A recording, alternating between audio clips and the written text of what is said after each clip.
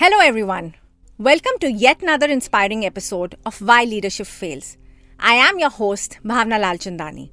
Our esteemed guest today has an interesting and a very remarkable journey. Well, from leadership roles at renowned real estate companies such as Shapoorji Pallonji and Sobha Developers to being bit by the entrepreneurial bug, this man has a true entrepreneurial spirit. He went on to build not just one, but two diverse companies. So sit back, grab your favorite beverage, and enjoy this conversation as we speak about challenges, the journey, his inspiration, with none other than Mr. Surajit Chanda, co-founder at Toyo, a one-stop marketplace for tokenized real-world assets. Hey Surajit, welcome Hi. to Why Leadership Fails, and so lovely to have you here. Thank you, Bhavna. Thank you for having me here. I cannot be as excited to talk about, entrepreneurs like you because I feel, the kind of leap of faith that you have taken, especially after spending so much time in the corporate world. So what really led you to the transition? वो entrepreneurship का कीड़ा, startup का कीड़ा कब आपको लगा? So this was sometime back in 2016, 2017. I was looking at, the whole Bitcoin journey started sometime in 2008. And then the blockchain technology was, evolving. And I have been following up because blockchain has a real use case in real estate. And I have been part of real estate and construction. Still am for more than 20 years now. And I was thinking of doing something on my own during that time. And I really didn't think that I would start something in blockchain, which came later. But after being like almost 20 years, 18 to 20 years into this industry, I thought that let me do something on my own. That too in one of the most difficult real estate markets called Mumbai. Yeah. So that's how I decided a few years back, put my papers and moved on and started a company called Verite Self-Development. And then sort of scaled that company up. It's a revenue positive company now. Nice. Yes. And we help housing societies in Mumbai to redevelop their buildings on their own. And the whole idea is basically to democratize the whole redevelopment process, where each stakeholder gets a right share of what they bring on the table. Moving on, of course, while we are scaling that, again was keeping an eye on the evolution of blockchain, the tokenization, the evolution of NFTs, crypto, etc. And during COVID, I started talking to my long-time friend, my batchmate from NIT Hamirpur, Ravi, who incidentally became a banker in Switzerland, and he's been living in Zurich for more than 2 decades now. And he was also then looking to start something. So we decided to start something together. Your stars aligned. Yeah, absolutely. And then we started talking about what to do, and we realized that the whole market boom with crypto, NFT, etc. is something which is not very sustainable without having some real value with each token. And then of course we started looking at the whole next digitization is going to be on the blockchain, and we realized and we decided to start something as a marketplace for tokenized assets. That's the starting point. But then we thought of building something else, and what we have built is slightly different than what we thought that we would do. So you got into the startup world, and from there you kind of launched two companies. Absolutely, yeah. And currently you're in fact, at the helm of, digitizing and tokenization. So can you talk something about that? What it is really, and how does it, help the consumers, and what do consumers really look for? So digitization, the current technology that is there. So what blockchain does is tokenization is nothing but digitally wrapping anything, right? Yeah. You can tokenize, and Toyo stands for tokenize your world. Awesome. You can tokenize any particular asset, and on blockchain, whenever there is a transaction, the provenance gets recorded. So you get one more block gets added. So in simple layman's language, it's probably the most transparent way for any transaction, for recording of transaction, and it's real time. So basically, if your data is stored on blockchain and you transact that, if you have an asset and you transact that asset, the asset transfer gets immediate, and the record is provenance of that gets recorded on real-time basis, which is virtually very impossible on chain to alter. So that's why if you light from financial institutions to any asset classes is eventually moving on blockchain. Different countries are at different stages of tokenization.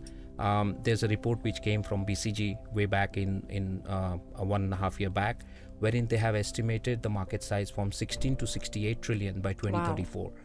That means that virtually the entire asset class, any transaction that we are doing, is going to move on chain, on blockchain. In fact, CBDC, the e-rupee, is one of those examples. Sure. Interesting. Yeah. In fact, a lot of learnings, thank you for sharing that. You're welcome. But, when it comes to, of course, blockchain has been there since 2008, but when it comes to the end consumers, right, people are still learning about it. Right. If someone's from technology, it's fine. But Right. other than that, for a layman, it's still very new. Absolutely. It's still emerging. So how do you go about, creating that credibility amongst various stakeholders, whether it's consumers, the teams, the potential investors, about the platform that you are building? Right. So our aim at Toyo is, that's what we are trying to address there. So when we talk about blockchain, people think it's about crypto. And of course, crypto is one of the use cases, but it's not all. The real use cases of blockchain is what I told you, that recording of provenance, transaction in real time, transparency. Core is decentralization. transparency. Absolutely. So it's like this way, that we all use internet, but we really don't know how it functions at the back end, right? We are used to using, and that's where blockchain is heading to be. So what we are doing is, from a user interface point of view, the way we have built it is we try to remove all the technical jargon around it. People don't really need to know. They just need to, if they want to invest in an asset, while the back end is on the chain and it's recorded, the transaction is being recorded on real-time basis. From a consumer point of view, they don't really need to know the technicalities of it. They can just come, use their credit card, debit card, and use it. That's from a user interface point of view. Now, that has been our aim, because traditionally, so far, most of the Web3, they call it the new, the third party's Web3, is decentralized. They are looking at the whole community, crypto community, which is very small, 1% of the population, you can say, less than that, who have been using it. So they know about the technicalities and it's easy for them. But for normal people, they don't really know. And that is what we try to change here. Coming back to trust and credibility, the credibility is built for a brand over a period of time, about how you, what are the, sort of steps you take for consumer protection. For example, whether you are compliant of different, we are a multi-geography, we are a global entity. There are different geographies have different data protection laws. So whether you are, first of all, consumer data is very critical. So whether you are, sort of adhering to those laws. There are certain movement of AML, anti-money laundering, because it's people are actually investing money, right? Exactly. So whether you have those robust AML processes set up. So what we have done is, from day one, it took us almost 1.5 to 2 years to build this product. Reason being, because we focused on building those back-end processes first, because which are very, very critical for consumers. Third most important is security, because you are buying assets, you are adding funds, you are buying something, and then you are getting certain. So the security is very, very critical. So that also, from day one, we have put a very robust security in place. So from a credibility point of view, first of all, you need to go and tell people that, look, this is what we are. We are transparent, we are secure, we are compliant globally, wherever we have a license from VARA in Dubai. Right. And through that, we are compliant across different geographies where we are supposed to be. Then the next part is communicating about that. And then, of course, the branding and communication part of it, that how to tell people that what we are trying to do. The challenge for us is, what we are trying to do is no one has tried it before. Exactly. And that's where the biggest, and because we are the first mover, we are the first one to do that, is where the challenge lies. And that's where I believe that that's where the potential is as well. Sure, absolutely. But there are two sides to the coins, and like you rightly mentioned that, with blockchain, of course, once you leverage the technology, there is so much that one can Yes. do. But on the flip side, again, there is all this money laundering, and Yes. there are a lot of Yep. cases. So when it comes to you as an entrepreneur, who's built this baby, has created a robust back end, but if you have to communicate to the consumers that, how do you really do it in terms of creating that awareness? What are you really looking at? So that's why the AML part comes into the picture, right? So we are a KYC. By the way, one more. So ideally, if you go to similar marketplaces around the world, similar means there are people who are trying to do in particular segment wise. So you do not really have very compliant mechanism there. So you could actually go connect your wallet. I'm talking about from the crypto community. Sure. You could buy something and then you can sell something, and of course take that token out. In our case, it's a fairly gated kind of a marketplace where every individual who is transacting, we know who they are. So tomorrow, if there is any query from any authorities, we have the full data to give it to them because they're all KYC. So we have two agencies who are doing for India. We have a different agency for global KYC. We have a different agency. We have the capability to find even the financial background and the criminal antecedents of an individual. Wow. So that's how we have built it. The question is, how do you communicate that? That's what we are doing that. So Sure. with because we are just gone live, now we are at post product growth stage. Currently we are going on different forums, talking about what Toyo is trying to do, and of course it's going to take some time. Sure, it's a journey, definitely. Yes, absolutely. But Yeah. amazing that you've got onto this journey, and the kind of belief, I can feel Yes. that. I can feel that emotion. So Surajit, when it comes to onboarding teams, for a niche company like this, I'm really curious to know that first and foremost, what are the traits that you look at? From the team onboarding perspective, and how do you ensure that you build credibility even amongst the teams Right. in terms of aligning them with your vision and the journey? Right. So as far as the candidates, the people who come into our Toyo ecosystem, the first quality that we look is intent. More than skill, intent is very, very important, because in a startup, we fight with daily challenges. Yeah. You may think everything is going well, then suddenly something else comes up, because from 0 to 1 is from idea to product. That's the most challenging part. During this process, we keep taking people, and it's the people who come with intent, certain amount of intent, and that intent is what that you need to have flexible.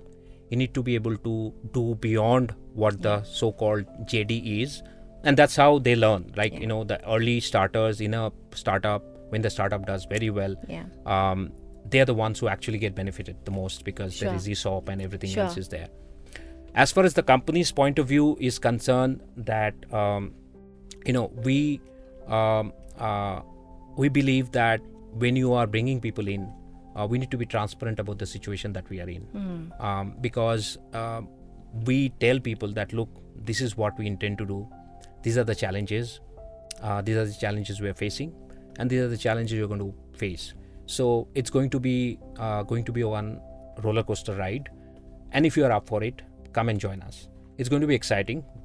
Definitely, it's going to be exciting, but it's not a typical 9-to-5 job. So if you're looking for a typical 9-to-5 job, we are not the place for you to work. But if you want something challenging in your life and you want to do something, feel good about it, and of course eventually make money out of it if we are successful, because the kind of ESOP that we have, I think everybody who's there today will become a dollar millionaire once we do well. Yes. So yeah, fingers that's crossed. it. Yeah, absolutely. Yes.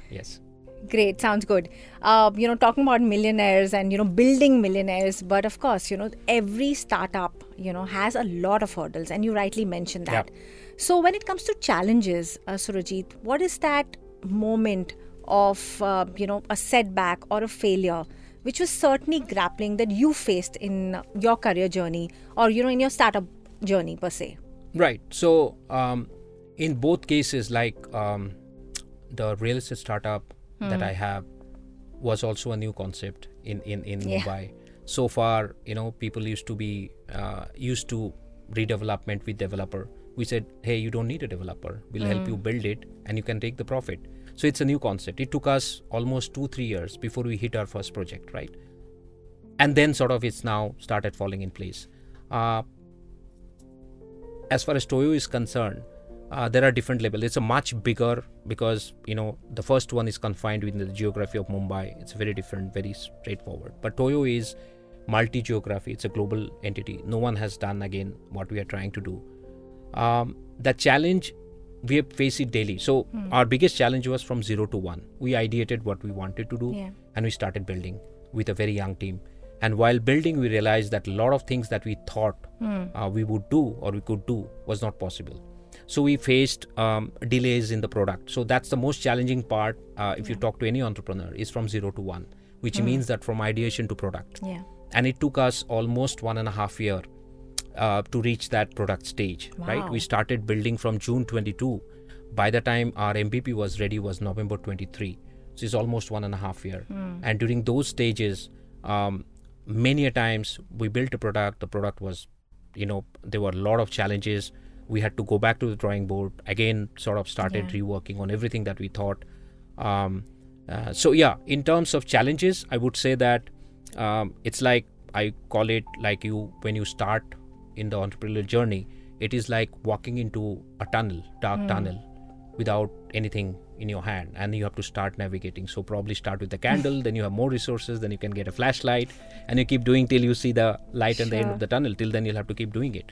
So the challenge is, even today we are facing challenges. So we build a product, we build something, and then we realize suddenly it's not working. So we'll have to go back, find out why it's not working, correct it, and make sure that it doesn't. So it's a continuous process. So in terms of so that is what I would say, that facing challenges and facing failures for a product which is sort of at the build stage and scale up stage is a continuous process. So you'll have to take it, sit back, and again correct it and build it again.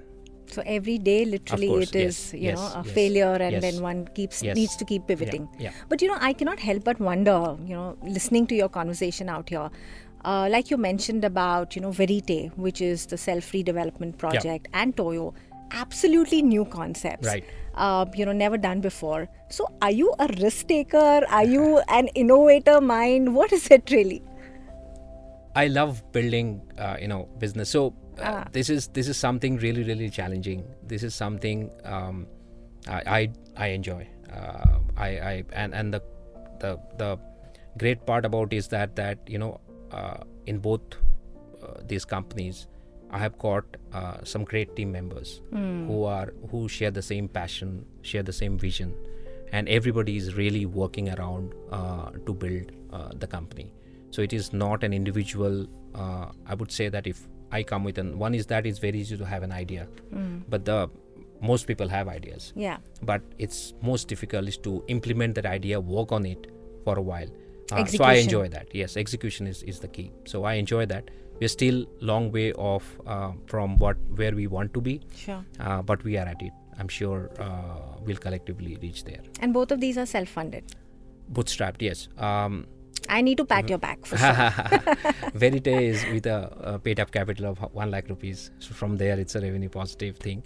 Toyo is again, so what happens that at the seed stage, me and Ravi were discussing, it's a massive, because you need to have tech resources. So we had this young team of people who are like 4 or 5 boys and girls, and we sat together and we sort of started. So we initially seed funded, bootstrapped ourselves. Then we took little more, because we didn't want to take money from people at the beginning, at the idea stage. So we started taking once the product was taking. Reason being that, one, that you need to have control over the entire ideation process, and second is that you give too much of equity at the beginning. I mean, you people are taking risk, and there is a chance. And people normally who invest in seed stages are the people you know. And we didn't want to do that, because if things go south rather, they may say that, hey, we invested in you and it didn't take off. So we didn't want that risk to be passed on to others. We wanted to take that risk ourselves. Sure. And so that's how we started. So we started taking little money. We still have taken very little money from people again who know us, but at a much more advanced stage once the product was getting ready. Now we have started our larger fundraise, which is pre-series A. Some part of it's already committed. Yeah. Interesting. And when we talk about startup, and the founders who kind of, bootstrap, self-funded. So family plays a very important role. Absolutely. So what was how was the family reaction? Kya ghar ka paisa dal rahe ho? Did they show that trust? I know Rupali, Right. Your wife, and she's been very supportive, I know. Yes. But how She's has been it part been? of. She's been helping. She's Oh, been part of the interesting. Toyo's journey. In fact, Verite also. Nice. The entire branding and communication and marketing side of it. So how has it been with the family? Like, what is their thought? So all of us are working in Toyo, by the way. Even our son works there. So you can't do that. So when you start and that too after a successful stint in corporate, so you get used to a certain lifestyle. Yeah. You get used to a certain amount of income. The moment you start something new on your own, so the burn starts. Yes. And that's where the uncertainty. The biggest challenge for an entrepreneur is uncertainty, and that percolates down to the family. And if the family is not aligned, then it is chances are that you can't really be there. So as far as I've been very fortunate that my family, my wife and my son both sort of backed me, saying that okay, we went through tough times. We went through huge amount of liquidity issues in between because we put money. Of course. But then they said, fair enough, we believe in your vision, we are there together. Nice. And let's this will also pass. So good times and bad times are never permanent. Sure. You need to be there. Oh, yes. And that's what we are now at the end of the tunnel. We feel we can see the light. So we are just sort of working together. Yeah. So they've said, take a chance. Absolutely. Ja Surjit, ji le apni zindagi. They are into it as much as, because whatever is happening in our life affects them as well, right? Of course. Everything that happens. So that's this so far that I have been able to come would not have been possible without the family's support being there. That's really interesting, Surajit. And I truly believe that, when family is together, I think one can really, achieve a lot and, also go through a lot of hurdles, right, together. Yes. So, while talking about your journey and the vision that you have for Toyo, what is it that you're looking at and how do you perceive the company to be, maybe 5 years from here or half a decade? When we started and midway, we realized that we wanted to create an Amazon of alternate assets. So no one has done. So the uniqueness of our platform is that we have multi-category. We are world's first multi-category alternate asset marketplace.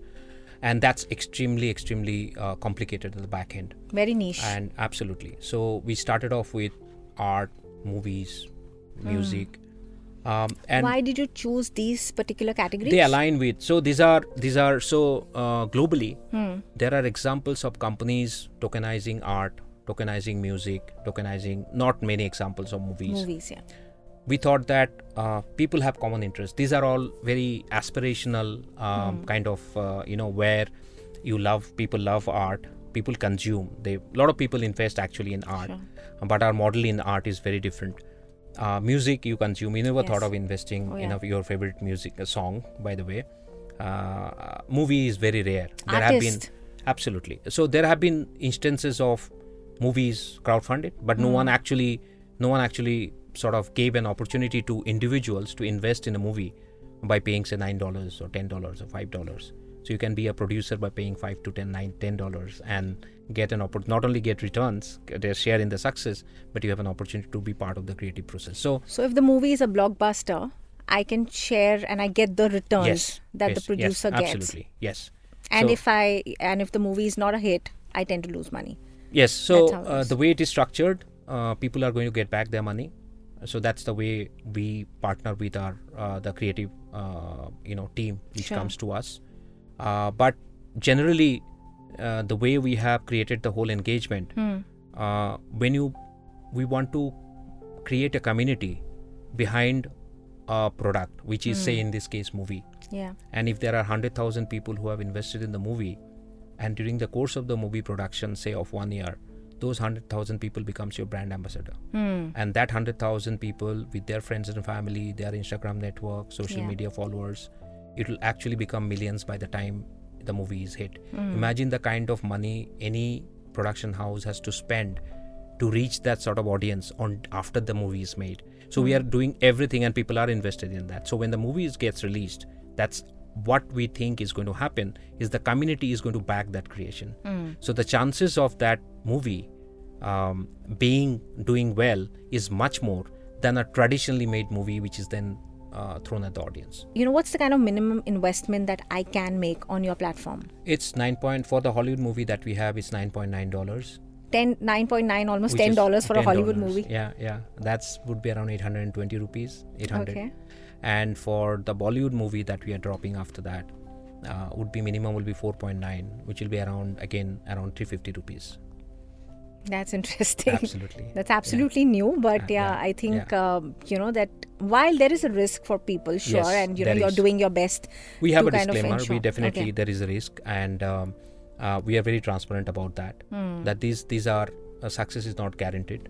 But Sure. then what happens that because there are people who are backing these projects, chances are that they will be successful. And you're giving them a platform. Absolutely, Basically. yes. Awesome, sounds good. And speaking about consumers, Surajit, we all know that our consumers, our audiences are very important to us. Right. And with this, we move to our next segment, which is called Janta Unfiltered, Okay. where we bring in queries from our audiences. And there is someone who sent a question for you, Okay. and I'm going to read it to you currently. It is from Ramesh, based out of Mumbai, and it reads: given the various ways to funding startups, from seeking external investments to bootstrapping, many entrepreneurs grapple with deciding the best approach for their startups. As someone who successfully navigated the startup landscape while being bootstrapped, could you shed light on your decision-making process when it comes to being self-funded or getting funding, and what's your plan for the future? Right. So, as far as there are two companies that I'm working on. It depends upon the kind of business or the start that one is starting. Like Verite, we didn't take any fund. We don't intend to take any fund. It was bootstrapped. It is revenue positive. We don't really need capital there. Even the scale up will happen the way the business model is. Sure. So it completely depends upon which stage of the business you are and what sort of scaling, where you want to head. As far as Toyo is concerned, again at the seed stage, and depends upon whether you can do it or not. So if an entrepreneur doesn't have access to capital, they would definitely can raise. That is the normal way, raise friends and family, seed fund, and then you sort of start building it. But if you have access to little capital and you think that it's always good to be bootstrapped at the beginning, because then you can create the product and then you can get a better valuation, because eventually for large scale businesses, for us, we'll have to continuously raise capital, even if we hit revenue profitability. But it's a continuous process because we'll add different geographies, we'll have more tech resources will be required, more projects that we'll be acquiring. So it's a continuous cycle. So and one more important thing that you actually mentioned during the conversation was that that you felt that if you had taken funding, your ideas would not evolve the way you that's wanted also to. Yes. So what happens that at an ideation stage, it's very critical to hold on to what you really believe in. And that's what I think you can do if you really don't take capital from anyone at the beginning. So there is no fixed rule to it. It's completely dependent on an individual and the kind of business one gets into. Sure. But ideally, I would say that if it can be avoided at the beginning, it is always good. But of course, then depending upon the need and the kind of sector specific and all this kind of scaling up ambition